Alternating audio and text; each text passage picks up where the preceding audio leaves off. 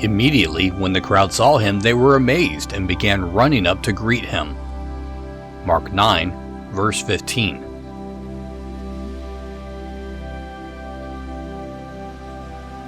How great the difference between Moses and Jesus! When the prophet of Horeb had been 40 days upon the mountain, he underwent a kind of transfiguration, so that his countenance shone with exceeding brightness, and he put a veil over his face, for the people could not endure to look upon his glory. Not so our Savior.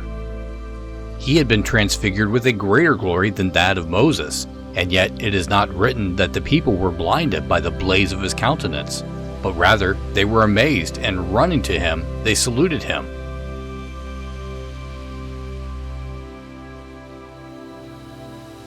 The glory of the law repels, but the greater glory of Jesus attracts.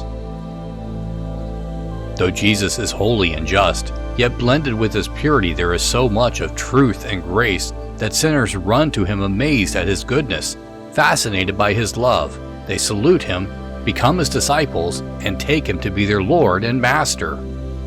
Reader, it may be that just now you are blinded by the dazzling brightness of the law of God. You feel its claims on your conscience, but you cannot keep it in your life. Not that you find fault with the law, on the contrary, it commands your most profound esteem.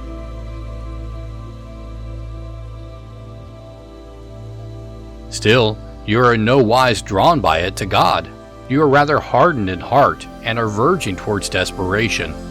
Ah, poor heart, turn your eye from Moses with all its repelling splendor, and look to Jesus, resplendent with milder glories.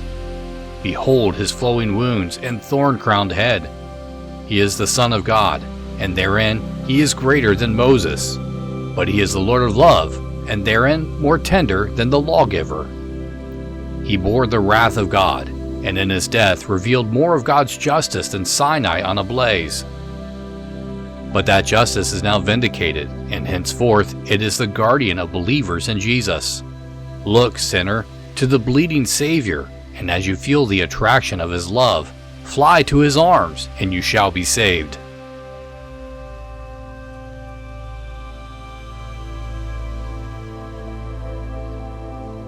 Immediately, when the crowd saw him, they were amazed and began running up to greet him.